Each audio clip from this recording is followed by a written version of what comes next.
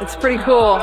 It's got I feel like it's Fever, but it's also Iowa, so you get the best of both worlds. I have another one that you'll probably see me wear later on that is even more Fever, so just wait for that one. But yeah, you got the yellow. They look a little similar to the Bruce Lees that I wear, but like still different. I like the gold swoosh. It's the black and yellow. You can't go wrong. It's just the best color. Honestly, I didn't design these ones. I just said, yes, I love them. Please give them to me. So they do their job. They do it really well, so they're pretty cool. There are moments in sports that split history into before and after. A single player walks through the door, and suddenly everything that existed before them looks smaller, quieter, and less significant. The sport itself gets redefined. The money moves differently. The culture shifts in ways that nobody fully predicted and nobody can reverse. What Caitlin Clark is doing right now is one of those moments, and the numbers attached to it are genuinely staggering. A $3 billion media deal that experts are directly linking to her presence in the league. A Nike contract worth $28 million that shattered every record in women's basketball sponsorship history. A signature shoe already generating waitlists before it's even officially released. Jerseys selling out in every size. A Times Square billboard.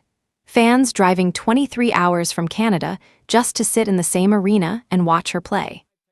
And somehow, in the middle of all of this, there are people inside the very league she's transforming who reportedly wish she'd tone it down. This is the full story of the Caitlin Clark effect, where it started, how fast it grew, and why what's happening right now goes far beyond basketball. Most casual fans think they discovered Caitlin Clark during the 2023 NCAA tournament, but people who had been watching closely already knew something different was happening long before that. During her junior year at Iowa, she started putting up numbers that made analysts stop mid-sentence and recheck the stats. Records for points. Records for three-pointers. Records that had stood for years, sometimes decades, falling one after another like they'd been waiting for someone with enough nerve to knock them down. But here's what the raw statistics don't fully capture. It wasn't just that she was scoring. It was how she was scoring. Deep threes from 5 or 6 feet beyond the arc, launched with a confidence that looked almost reckless until it went in, which it usually did. Passes that seemed to come from a completely different playbook than anyone else on the court was reading from. A floor vision that reminded people of players they'd only seen in highlight reels from entirely different eras of the sport. She played with a kind of fearless intensity that felt contagious. Teammates fed off it, crowds fed off it. And arenas that used to struggle to fill their lower sections for women's college basketball games started selling out weeks in advance because people genuinely, urgently didn't want to miss whatever she might do next. The 2023 NCAA championship game became a cultural event. It pulled in 9.9 million viewers, a number that would turn heads for plenty of men's sporting events. But for women's, college basketball represented something that had genuinely never happened before at that scale. And Clark was right at the center of it, pushing Iowa to a second-place finish while playing basketball that casual fans were forwarding to friends with the message, "You have to see this." By her senior year, the effect had grown so large and so measurable that it earned an official name. The Wall Street Journal ran a piece calling her the GOAT of TV ratings, which is a phrase that carries enormous weight when you stop and think about it. They weren't calling her the best player in women's basketball history, though that conversation was already starting. They were saying that in terms of her ability to pull eyeballs to a screen, she had no equal in the sport. That's a specific, data-driven claim, and the numbers backed it up completely. Arenas across the country started selling out on a consistent basis once her name was on the visiting team's roster. Schools and families were planning road trips around her schedule. Young girls were showing up in Iowa jerseys to games they might not otherwise have attended, watching with the kind of focused attention that tells you a sport has genuinely reached someone on a personal level rather than just entertaining them for a few hours. The volume of people who were new to women's basketball entirely was remarkable. Fans who had never once turned on a WNBA game, who couldn't have named 3 players in the league, were suddenly following Iowa's schedule and setting reminders for tournament games. That's not something you can manufacture with marketing. That's organic, genuine, person-to-person enthusiasm, the kind that actually changes the financial trajectory of a sport, because it creates real, sustained demand where casual interest used to be. And when she walked across the stage at the WNBA draft as the #1 overall pick, heading to the Indiana Fever, the league understood it was standing at a turning point. The question wasn't whether Caitlin Clark would matter in the WNBA. The question was how large the impact would eventually get and whether the league's infrastructure was built to handle it. The early answer to that question was, not entirely. The Fever went from one of the least watched, least attended franchises in the league to a team that couldn't keep jerseys in stock. Road games in arenas that typically drew modest crowds suddenly needed security details and overflow viewing areas. Reporters who had never covered a WNBA game in their careers were suddenly flying out to cover Fever road trips because their editors were demanding Clark content and their audiences were consuming it. What made all of it even more interesting was how Clark herself seemed to handle the weight of it. She wasn't performatively humble about her success, and she wasn't arrogant about it either. She acknowledged the moment she was in, talked openly about still feeling like she was in a dream sometimes, and kept showing up and competing at a level that justified everything being said and written about her. The hype and the reality were matching up, which is rarer than it sounds and more important than people give it credit for. Because hype without performance burns out fast, fans are smart. They know when they're being sold something versus when they're witnessing something real. What Clark was giving them was real, the kind of basketball that makes people grab the person sitting next to them and point at the screen because words aren't fast enough to describe what just happened. She wasn't just following the path that had been laid down by players like Diana Taurasi, Candace Parker, and Breena Stewart. She was walking alongside those legacies while simultaneously building something entirely her own, and the rest of the sports world was starting to realize it. But the rise was only the beginning. What came next in terms of brand deals, media money, and cultural influence would make even the NCAA numbers look like a warm-up act. When someone sits down with Caitlin Clark and tries to find the right comparison for what she is as a player and as a cultural force, one name keeps coming up more than any other. Steph Curry.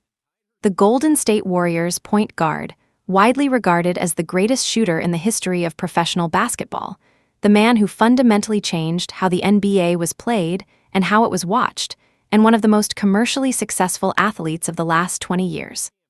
The comparison gets made constantly, and at a certain point, someone decided to just put it to Clark directly. The question was straightforward. Should she be called the female version of Steph Curry, or should Steph Curry be called the male version of Caitlin Clark? And she answered it with the kind of easy smile that suggests she's thought about it and landed somewhere comfortable. She said she'd take being called the female version of Steph. It was a humble answer. Genuinely humble, not the performative kind.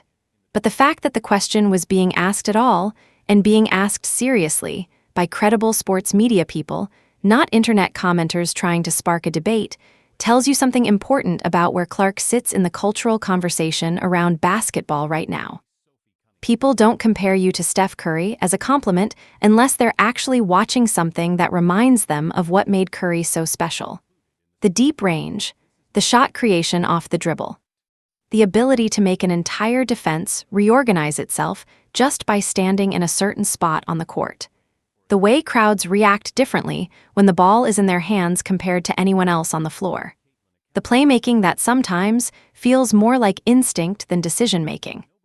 Clark has versions of all of those things, and she has them in a way that translates directly to casual viewers who might not understand basketball deeply, but recognize greatness when they see it moving. That's the key element of the Curry comparison that often gets glossed over. Steph's greatness wasn't just visible to people who understood the sport. It was visible to people watching their first NBA game. The shots looked impossible. The passes looked impossible. And then they went in, and the crowd lost its mind. And everyone understood what they'd just seen, even if they couldn't fully explain why it worked. Clark produces the same reaction. And that quality, the ability to communicate greatness to an audience that isn't already deeply invested, is extraordinarily rare and extraordinarily valuable from a commercial standpoint. When Curry was at the absolute peak of his popularity, something specific happened in the marketplace. Anything bearing his name vanished. Jerseys, shoes, merchandise of almost any kind. Retailers couldn't keep up with the demand because the demand was coming from people who had never previously thought of themselves as NBA merchandise buyers. Casual fans, new fans. Kids who had just started watching and wanted something tangible to connect them to the player they'd fallen in love with. That phenomenon is happening right now with Caitlin Clark, and the scale of it is remarkable. Indiana Fever jerseys in her name and number sold out in every available size almost immediately after the draft. Reports, not fully confirmed, but widely circulated and taken seriously, suggested that her jersey was moving at a rate that rivaled or exceeded Dallas Cowboys merchandise, which is the kind of claim that would sound absurd if the context around it wasn't so clearly supporting the possibility. The Dallas Cowboys are one of the most commercially dominant franchises in American professional sports. Their merchandise moves constantly across a global fan base that has been built over decades. The idea that a WNBA rookie could be anywhere near that conversation in terms of jersey sales volume is almost disorienting. But the interest surrounding Clark was disorienting in general. It kept doing things that previous frameworks for women's basketball simply didn't predict or account for. Nike understood the Curry parallel more clearly than almost anyone. The way they structured Clark's deal, the way they approached the signature shoe timeline, the attention they were putting into building her brand as a long-term commercial asset rather than a short-term promotional opportunity. All of it reflected an understanding that what they had with Clark was similar in structure to what they'd seen before with transformative athletes who crossed over from sport into culture. The Times Square billboard they put up, featuring Clark with the caption, "This was never a long shot," was a statement about more than basketball. It was a public declaration that Nike saw what was happening and wanted to be visibly, unambiguously connected to it before the moment got any bigger. And the moment is still getting bigger. Clark is still in the early stages of her professional career. The Curry comparison is useful partly because of where Curry is now versus where he was when people first started making those kinds of comparisons about him. He was already extraordinary when the basketball world started buzzing about his potential. What nobody fully anticipated was how large that potential would eventually get and how long it would sustain itself. The people watching Caitlin Clark closely right now are making similar calculations. What she's already done is remarkable. What she might do over the next decade, to the sport, to the league, to the commercial landscape of women's athletics, is a question that nobody can answer with certainty yet. But based on everything the Steph Curry arc eventually produced, the smart money is on the answer being very, very large. 8 years, $28 million, one signature shoe, and a record that had stood in women's basketball until Caitlin Clark walked into a room and changed it permanently. The Nike deal Clark signed is the richest sponsorship contract ever awarded to a women's basketball player. Not the richest in the current era, not the richest of the last decade, the richest in the history of the sport. That distinction matters because it reflects something beyond just Clark's personal marketability. It represents a formal acknowledgement from one of the most powerful sports brands in the world that women's basketball had arrived at a place where this level of investment was not only justified, but necessary. Nike didn't stumble into this. They've been watching Clark since college, and the relationship was already established before she went pro. She wore Nike through her entire time at Iowa, and when it came to making a decision about where to land professionally from a sponsorship standpoint, she's been clear that it wasn't a difficult one. Nike was the brand she grew up wearing. It was the brand she associated with the highest level of the game. Being able to continue that relationship into her professional career felt, in her words, like a dream, and not one she was taking lightly. What the deal unlocks beyond the financial figure is the signature shoe. One of the most coveted milestones in professional basketball, a status symbol that puts Clark in a very small group of players throughout the entire history of the sport who have been considered significant enough as an individual brand to justify their own line. The Nike Caitlin one is set to release on October 1st, 2026, launching in a racer blue colorway that has already generated significant pre-release conversation in the sneaker community. And the sneaker community, paying attention to a WNBA player's debut shoe at this level, is itself a statement about where Clark's cultural presence sits right now. Clark has been refreshingly honest about her involvement in the design process. She didn't pretend to be a sneaker designer or oversell her creative input. She said plainly that she didn't design the first colorway Nike brought her something. She looked at it, loved it immediately, and told them to please give it to her. That kind of straightforward, self-aware honesty is actually part of what makes her endorsement relationships work so well. She doesn't perform enthusiasm. She just reacts genuinely, and genuine reactions are more persuasive than any crafted marketing message. The first colorway she was seen wearing publicly, black and yellow with a gold swoosh, immediately drew comparisons to one of the most legendary sneakers in basketball history, the Bruce Lee Kobe 5. Clark acknowledged the similarity herself, noting that they looked somewhat alike while pointing out the differences. And she wasn't wrong on either count. They share a visual language while being clearly distinct from each other. That Kobe connection isn't just aesthetic. It's deeply personal and carries real weight in the sneaker world. Vanessa Bryant, who controls the Kobe brand and its licensing after Kobe's passing, has shown visible, genuine support for Clark. She reportedly sent Clark a handwritten personal note following the All-Star game, not a PR move coordinated by teams of people, but a real, direct acknowledgement from one woman connected to basketball greatness to another. The speculation that has followed from that relationship is significant, though it remains unconfirmed.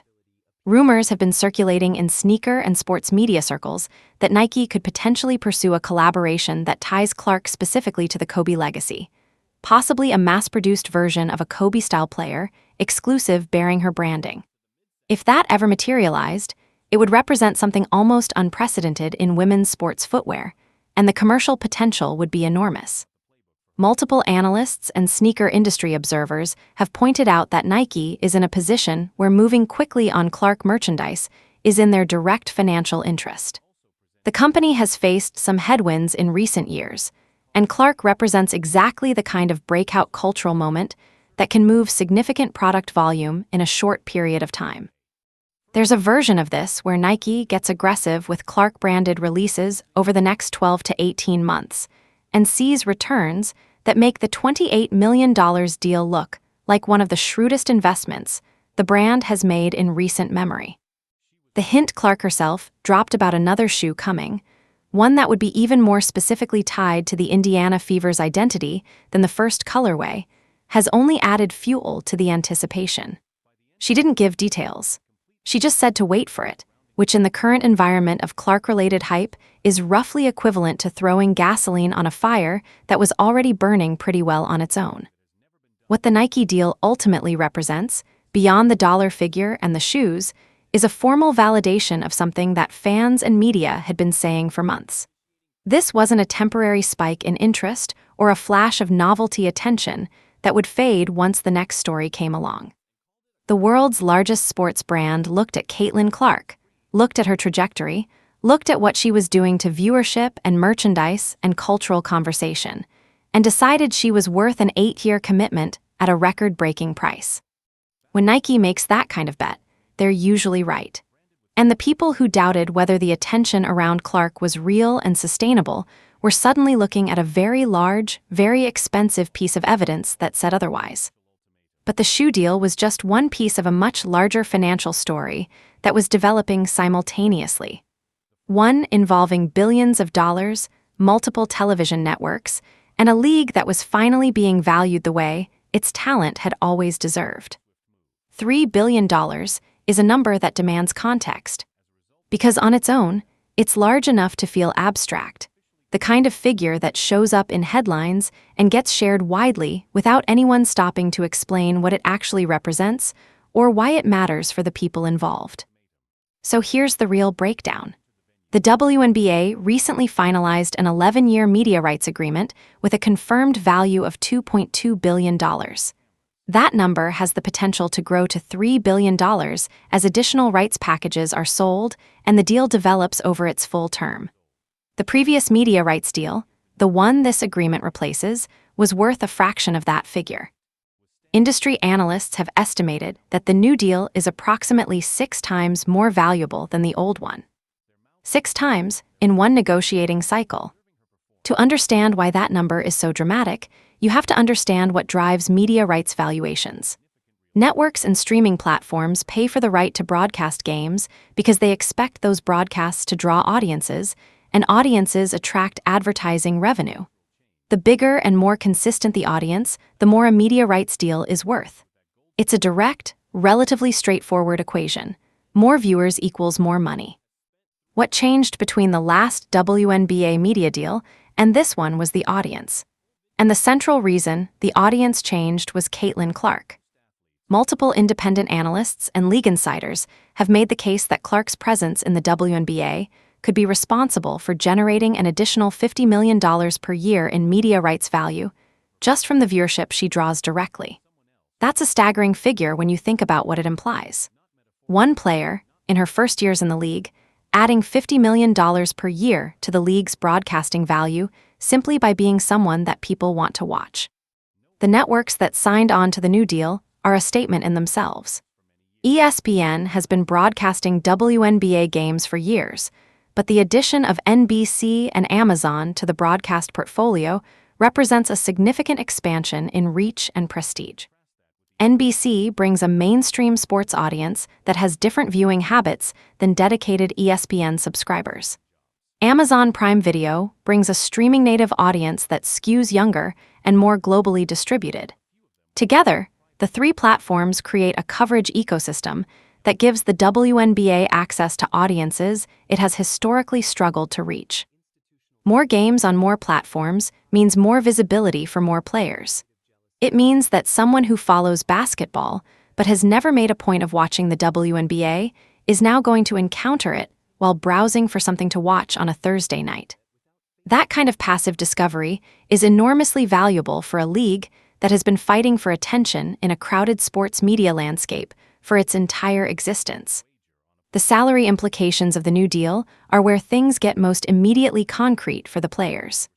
The league's salary cap is expected to roughly double as the new money flows in, and maximum contract figures, currently capped at levels that the athletes themselves have publicly called inadequate, are projected to climb toward $500,000 per year.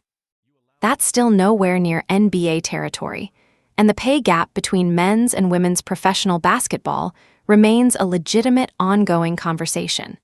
But $500,000 represents a real, meaningful improvement over current maximums, and it signals that the trajectory is finally moving in the right direction at a pace that feels credible.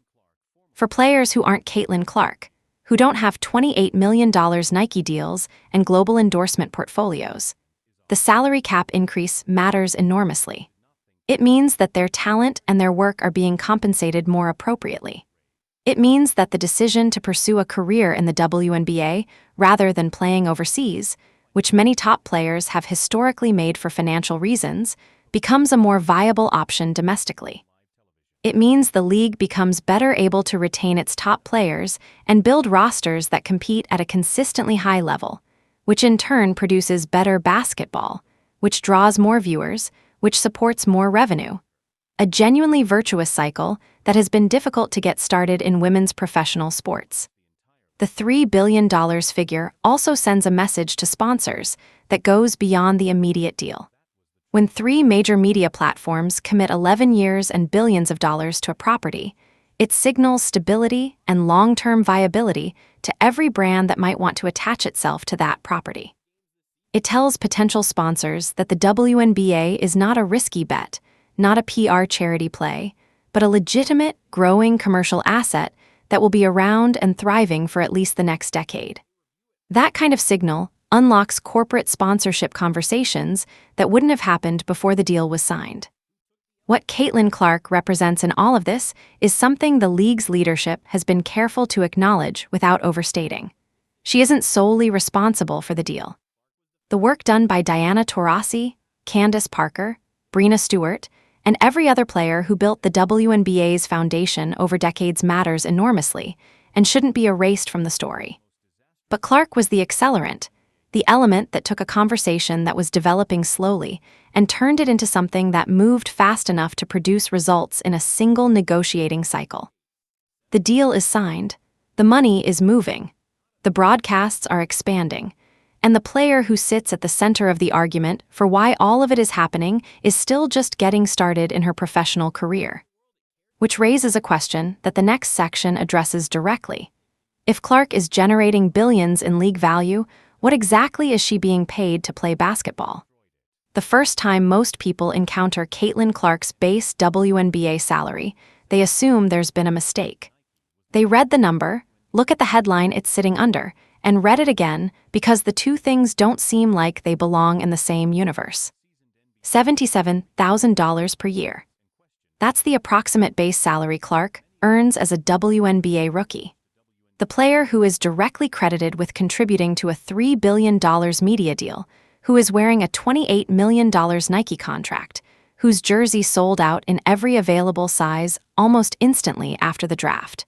She is earning a base salary that a mid-level corporate accountant in Indianapolis might not blink at. The reaction most people have is immediate and visceral. It feels wrong. It looks like exploitation. And on a surface level, the math does appear genuinely absurd. A player generating hundreds of millions in value for an organization and a league, being compensated at a figure that doesn't reflect even a small fraction of that contribution. But the fuller picture is more complicated, and understanding it actually makes the situation more interesting rather than less. WNBA player salaries are collectively bargained.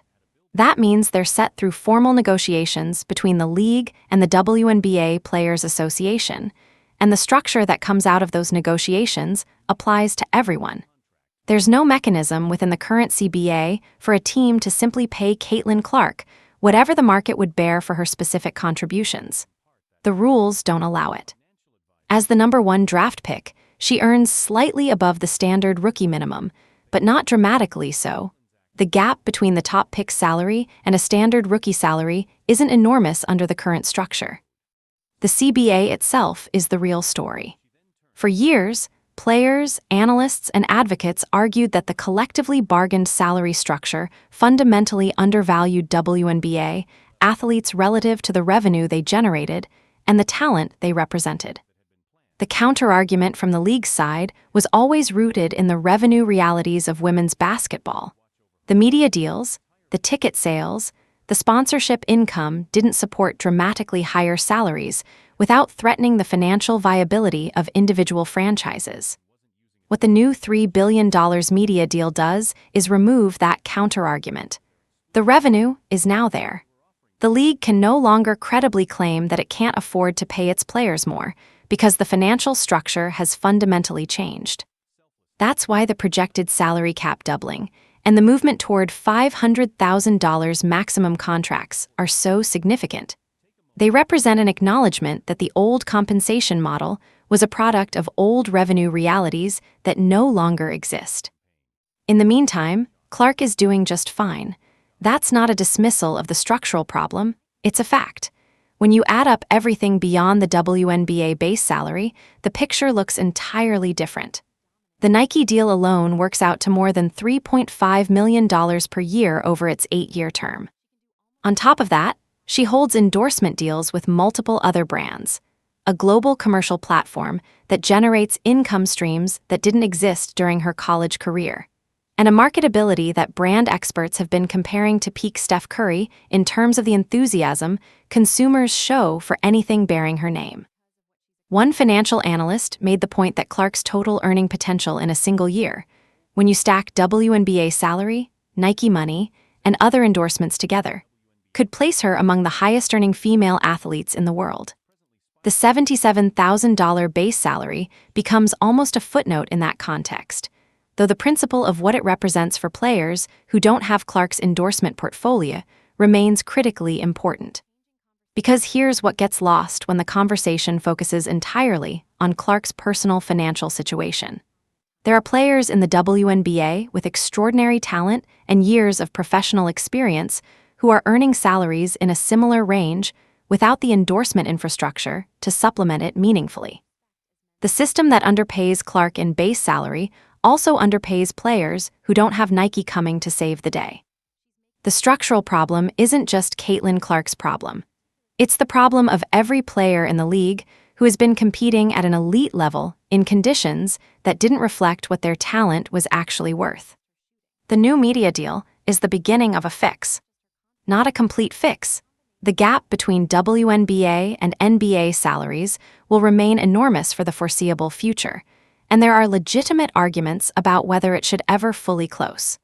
But a meaningful, real improvement that changes what it means in practical terms to choose the WNBA as a career path. There's also something worth noting about how Clark herself has handled the salary conversation publicly. She's been measured and thoughtful about it rather than inflammatory. She's acknowledged the reality of the CBA structure, pointed toward the endorsement income as part of the overall picture, and expressed genuine optimism about where the league's financial situation is heading rather than using her platform to generate outrage. That's a deliberate choice, and it probably reflects a calculated understanding that burning bridges with the league that employs her serves nobody's interests, least of all her own or her teammates. The salary situation is real. The structural inequity is real. But the trajectory is finally moving in the right direction, and the player sitting at the center of the argument for why it needs to move faster is earning enough from the broader ecosystem surrounding her to be comfortable while the system catches up. What she couldn't control, and what nobody fully anticipated, was how some of the people inside that system would react to her arrival. Not everyone inside the WNBA was throwing a celebration when Caitlin Clark arrived. And the tension that surfaced in the league's first months with Clark on an active roster became one of the most talked-about storylines in women's sports, partly because of what it revealed about the dynamics inside a league that was simultaneously experiencing its biggest moment of growth and its most visible internal friction.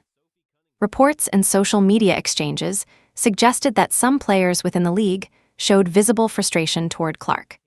Resentment over the media attention that followed her specifically, the endorsement money that flowed to her rather than being distributed more broadly, and the way coverage of women's basketball had effectively reorganized itself around one player in a league full of talented athletes who had been working hard in relative obscurity for years.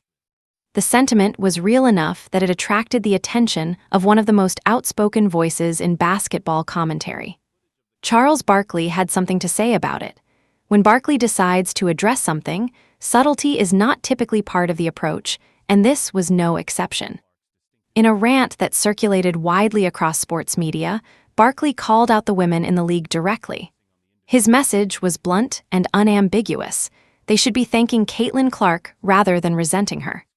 He pointed specifically to private charter flights, a benefit that WNBA players had been publicly advocating for over several years, arguing that being required to fly commercial while their NBA counterparts traveled on private planes was both practically inconvenient and symbolically insulting.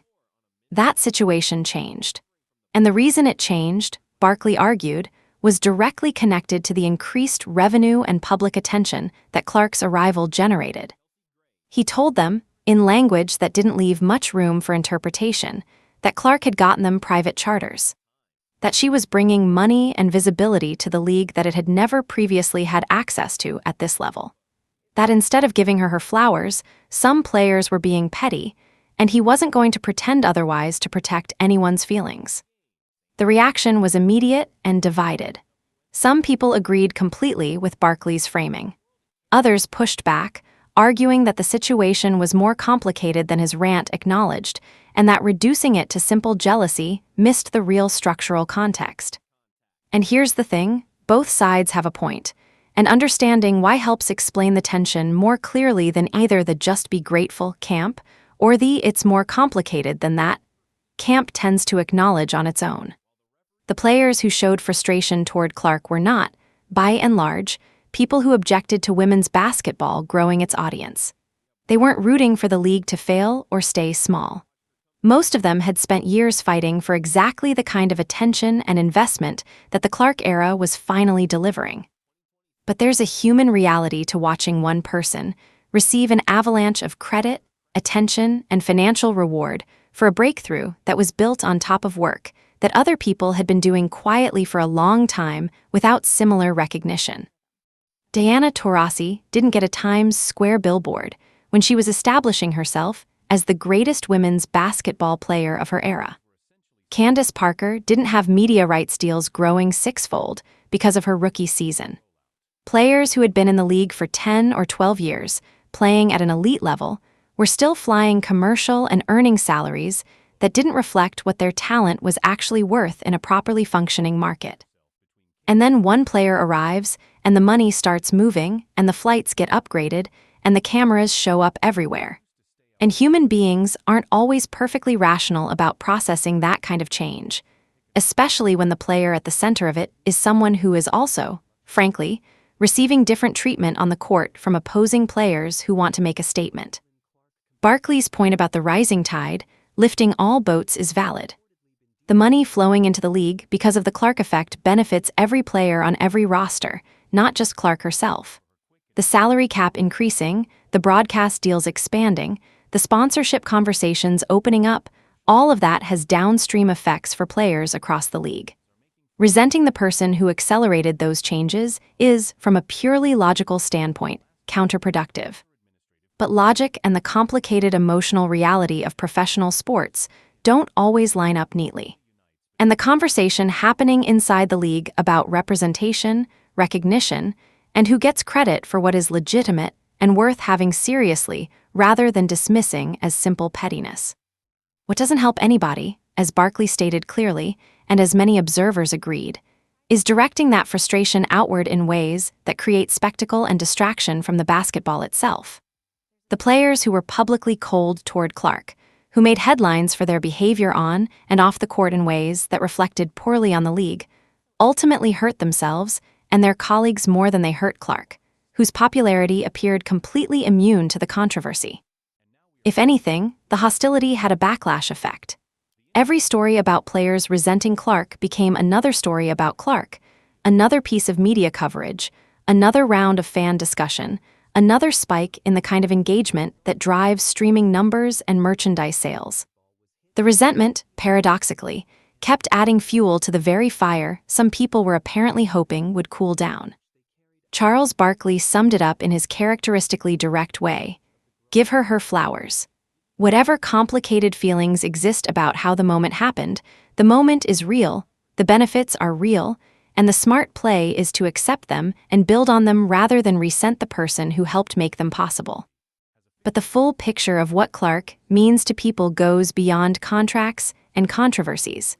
Some of the most powerful evidence of her impact doesn't show up in financial documents at all. Numbers can tell you that something significant is happening.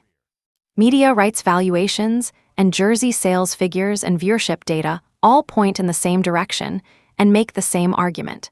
But there's a different kind of evidence that gets at something the spreadsheets can't fully capture: the individual human stories of what Caitlin Clark means to people who have no stake in the business side of any of this, people who just showed up because something about her made them want to be there. Start with Makala McCann. She's 15 years old, from the Albany, New York area, and she attended both of Iowa's games during the Elite Eight. The second game, she went in with a mission. The first game, she'd told herself there was no realistic chance of getting Clark's autograph. Too many people, too much commotion, no shot. But the second game, she decided, she was getting that autograph, and that was the end of it. The only problem was her shoes. She was wearing Nike Blazers, which anyone who has owned them knows are not designed for quick removal in high-pressure situations. Getting them off requires real effort even under ideal circumstances. With 40 minutes on the clock and a crowd around her, she pulled the laces out entirely, wriggled her feet free, and held the shoe up above the barrier, waiting. She stood there for 40 full minutes, shoe in hand. And Caitlin Clark signed it. The video of that moment, Clark's signature going onto the side of that blazer, the girl's face transforming, is the kind of thing that gets shared not because it's a sports highlight, but because it's a genuinely moving human moment.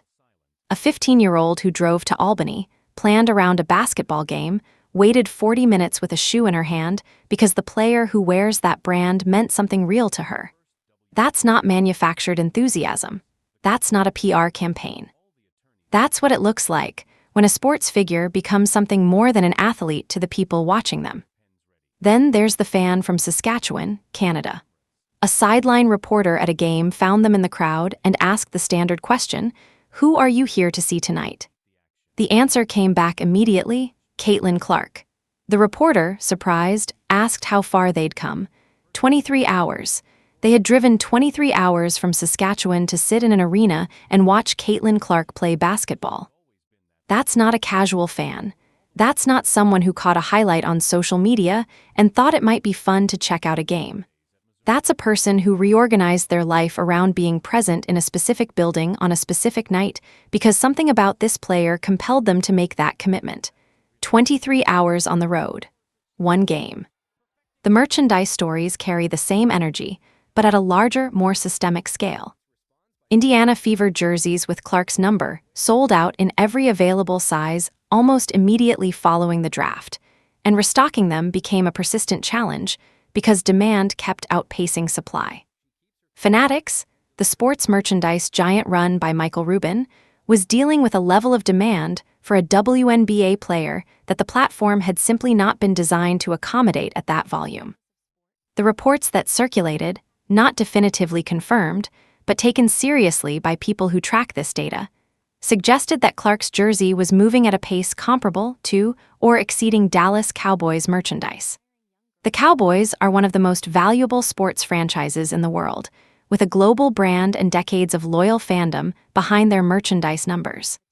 Putting a WNBA rookie in the same conversation is the kind of claim that would sound like fan hyperbole if the broader context around Clark's commercial impact wasn't already rewriting what was considered possible.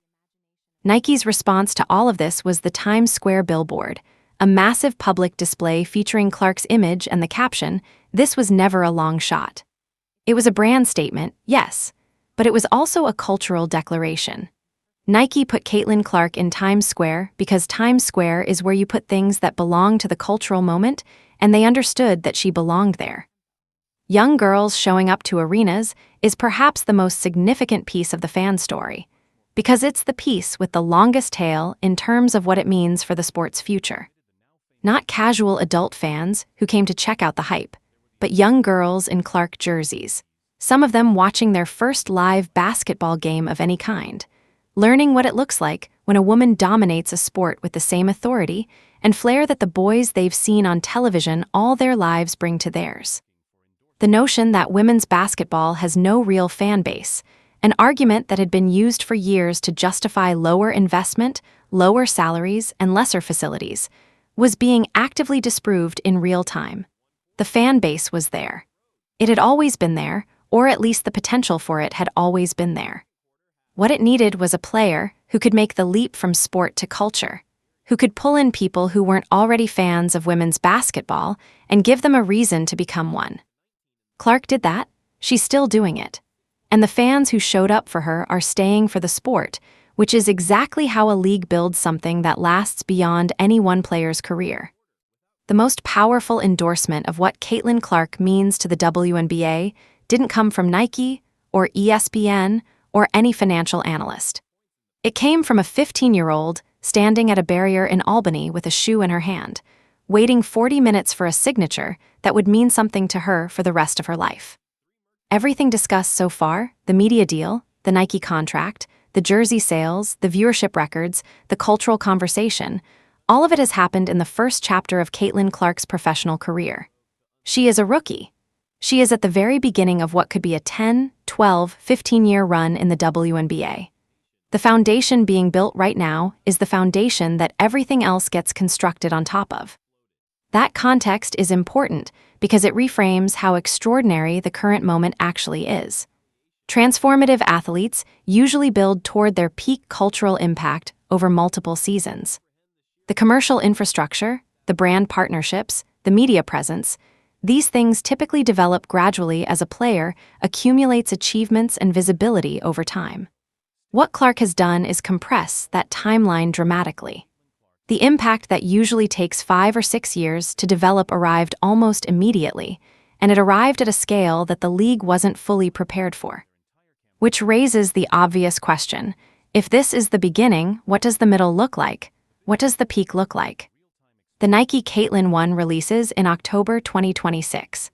That launch will be one of the most closely watched sneaker releases in women's sports history, not just in terms of sales figures, but in terms of what it signals about the commercial seriousness of the women's game. A successful launch doesn't just benefit Clark. It tells every brand watching that there's a real market for women's basketball signature products, that the investment in developing and marketing those products will be returned, and that the athletes who wear those products are worth building around for the long term. Clark has already hinted that more colorways are coming, and that at least one future design will be even more deeply tied to the Indiana Fever's identity. The sneaker community, which has historically paid far less attention to women's basketball footwear than to men's NBA releases, is already paying attention. If the Caitlin 1 performs the way many expect it to, it changes the conversation about signature shoes in women's basketball permanently. The broadcast expansion is still in its early stages.